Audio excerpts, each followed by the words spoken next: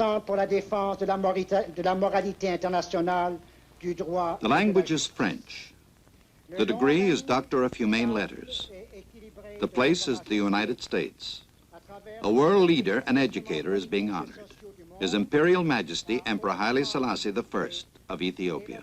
He is no stranger to the atmosphere of learning found on the campus of Georgetown University.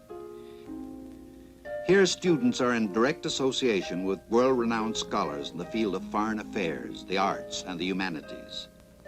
Here, the inquiring mind finds nourishment.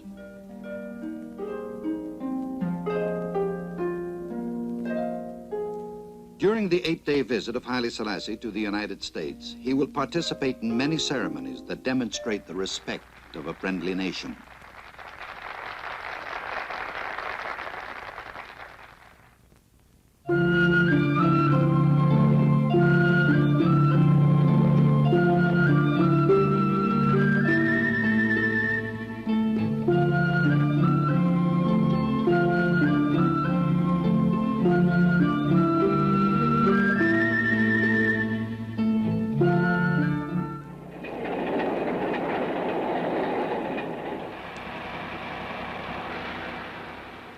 A train with several private cars carries the Emperor and his official party swiftly to Washington, D.C., the nation's capital.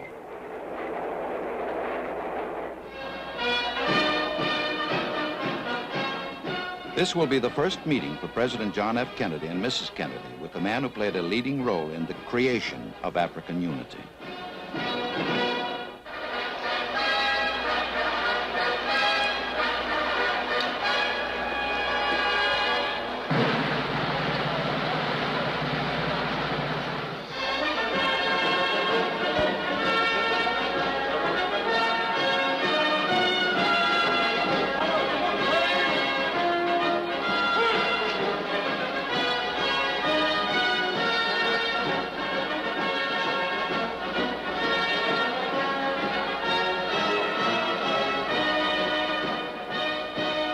Ladies and gentlemen, I know I speak in behalf of all of my fellow Americans in welcoming His Imperial Majesty back to the United States.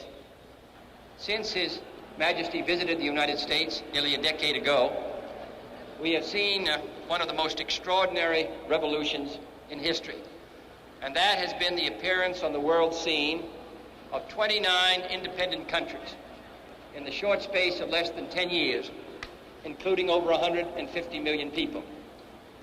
The conference recently held in His Majesty's capital served, I think, to bring together in a great cooperative movement the people of most of these countries.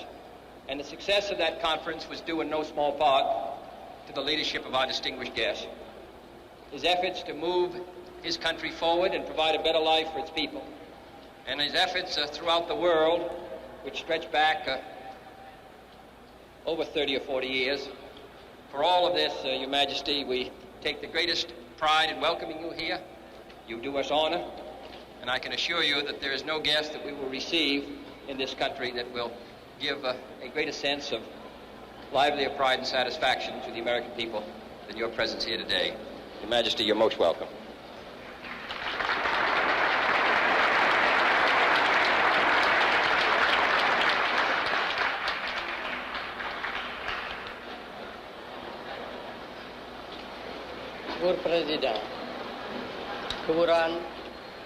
Mr. President, Mrs. Kennedy, Your Excellencies, ladies and gentlemen, I am deeply touched by the generous words of welcome which you have addressed to me, Mr. President, and by the warmth with which the American people have greeted me during the few short hours I have been in the United States. In the decade which has elapsed since my first voyage to America, the face of the globe has been vastly altered. Africa and Asia have been transformed into continents whose people are almost entirely removed from the subjugated status which was the lot of so many of them but a few short years ago. As free men, we Africans are now seeking the unity and the oneness which will enable us to put our freedom to the best use. The service of the peoples of our continent, the defense of right and justice, the protection of the peace.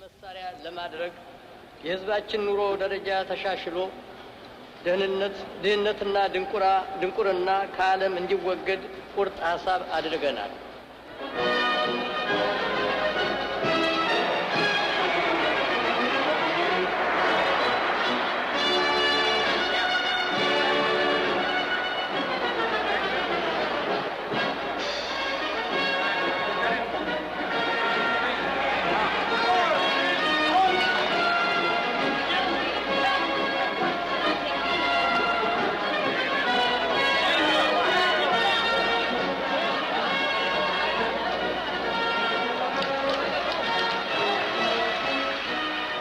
A group of Ethiopian women are among the welcoming crowds.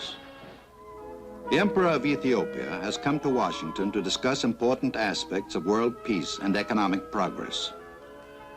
He confers with President Kennedy on African problems and aspirations in these vital areas.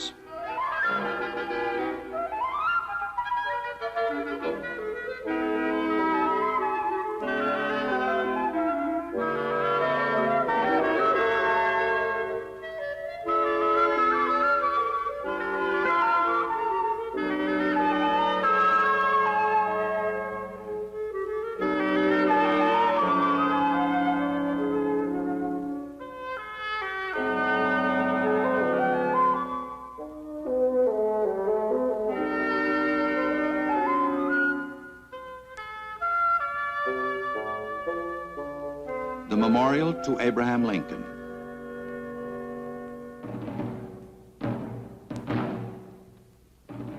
The Emperor and his party arrive at the Lincoln Memorial to place a silver wreath in honor of the American president, who is an international symbol of unity and freedom. President Kennedy's Secretary of Interior, Stuart Udall, accompanies the Emperor. Included in the Emperor's party are Ras Imru Haile Selassie, Ambassador Dinky, Ethiopian Ambassador to the United States, and Ambassador Corey, United States Ambassador to Ethiopia.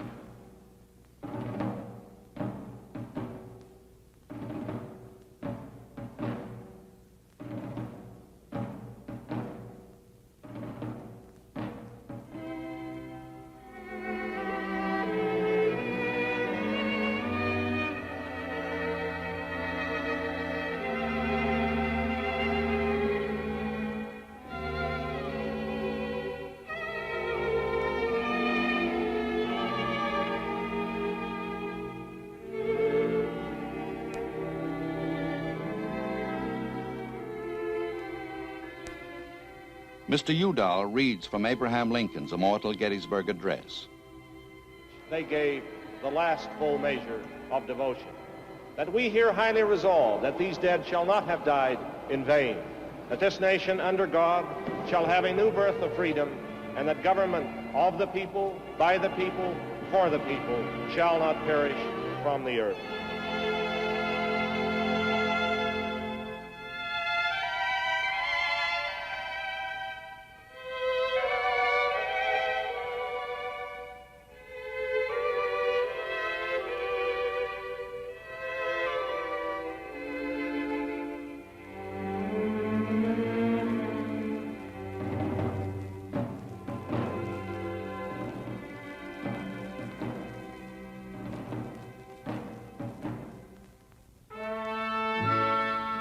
At the National Legislature, the Vice President of the United States, Lyndon B. Johnson, and leaders of the Senate and House of Representatives hold discussions with the Emperor.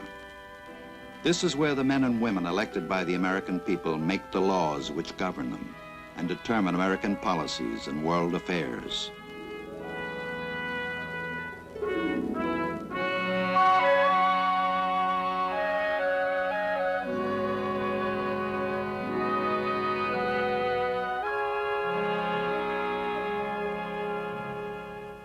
In the same room where President Kennedy holds his press conferences, the Emperor meets with over 500 representatives of the American and world press. He describes the purpose of his visit: to renew his acquaintance with our nation and to ensure that the ties of friendship which have linked the two countries over the years will be maintained and strengthened.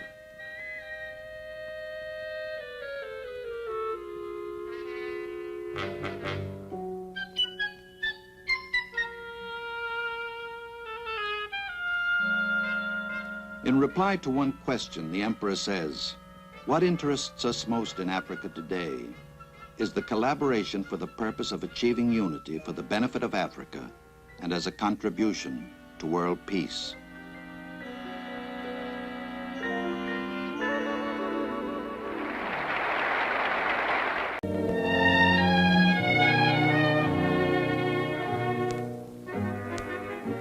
Departing Washington, the Secretary of State, Dean Rusk, and Mrs. Rusk accompany the royal party to a heliport at the Naval Observatory near downtown Washington.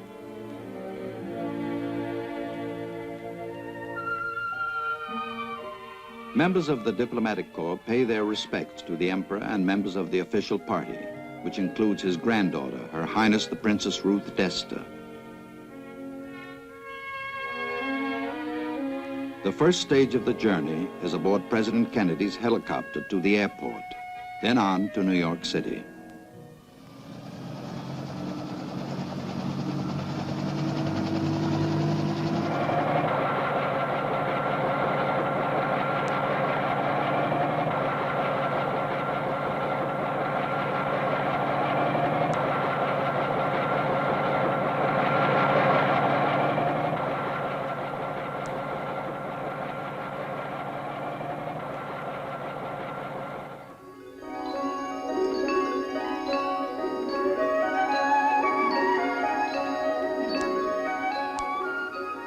New York, America's largest city.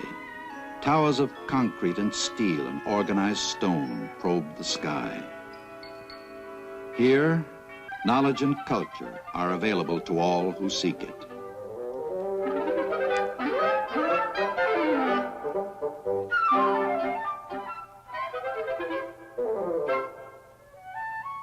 In libraries, in art museums,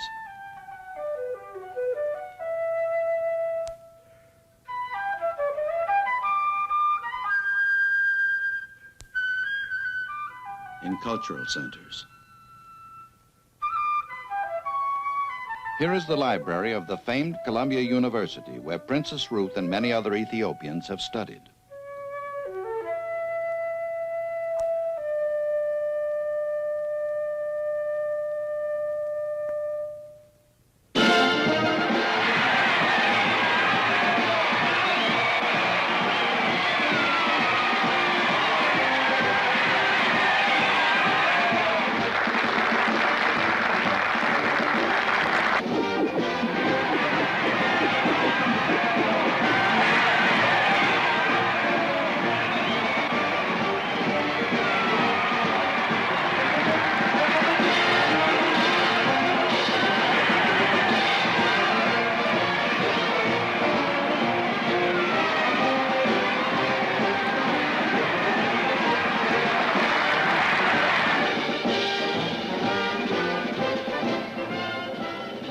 The mayor of the city of New York, Robert F. Wagner, and Mrs. Wagner greet the Lion of Judah on the steps of the City Hall.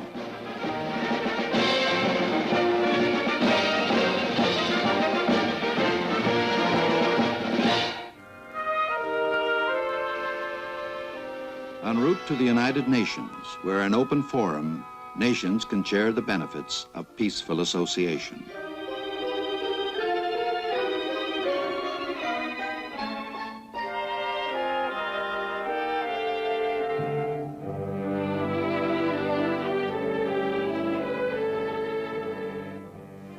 Secretary General U Thant greets the Emperor and is presented with the Charter of African Unity drafted at the Addis Ababa Conference and ratified by the African states. From the people of Ethiopia, a gift to the United Nations, a finely carved miniature of the great obelisk of Aksum, the ancient capital of Ethiopia.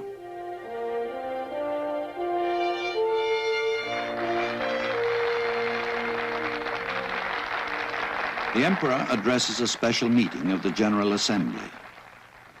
ክቡር ፕሬዚዳንት፣ የተከበራችሁ መልእክተኞች፣ The Charter of the United Nations expresses the noblest aspirations of man, the abjuration of force in the settlement of disputes between states, The assurance of human rights and fundamental freedoms for all without distinction as to race, sex, language, or religion. The safeguarding of international peace and security.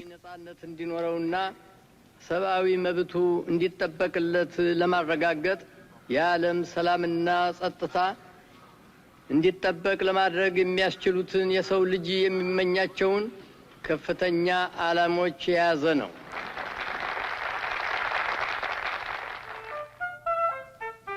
Television is another medium of communication through which millions of Americans see and hear the emperor. On a program devoted to current events, the sight and sound of free discussion is transmitted to the television audience.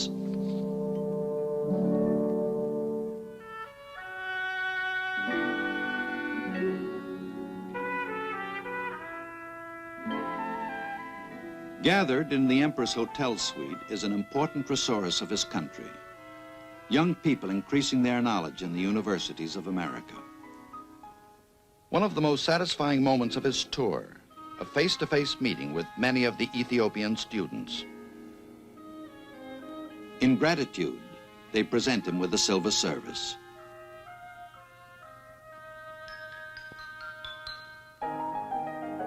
He thanks them and replies that the gift he wants most is unity of purpose, their cooperation in quickening the pace of Ethiopian development.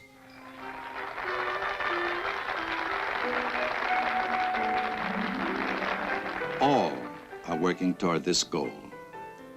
They include Ephraim Isaac, who conducts the Harvard Graduate School Chorus.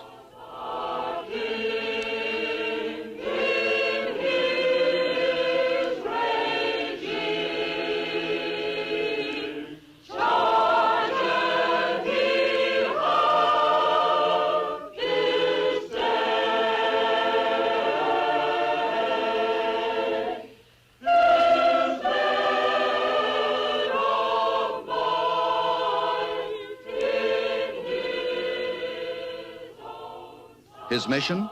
To found a conservatory in Addis Ababa, taking his doctorate at Harvard University, where President Kennedy was also graduated.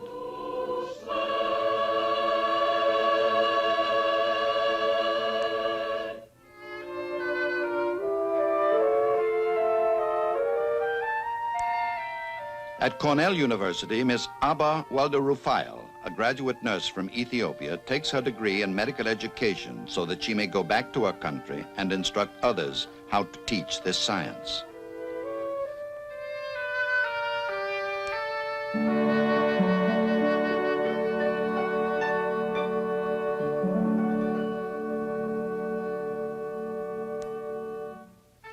On the same campus, Bayena Chichai Balu, a former government agricultural agent from Harar in the eastern part of Ethiopia, digs deeper into the science of agronomy, learning to overcome the common problems that face men who work the soil in all parts of the world. His specialty is animal husbandry. Laboratory and field experiments relate to the types of problems he will find in helping to attain greater yields from Ethiopian fields and livestock.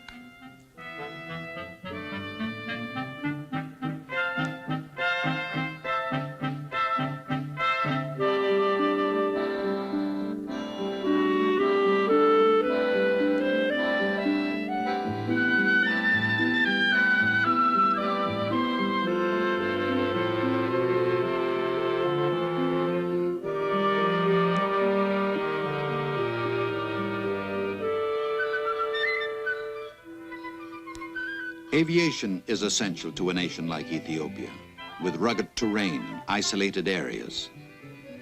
This young man, Bayena Gulilat, is mastering the rudiments of flight at a Washington flying school, studying to be a commercial pilot, secure in the knowledge that the skills he is learning will be of importance to his country.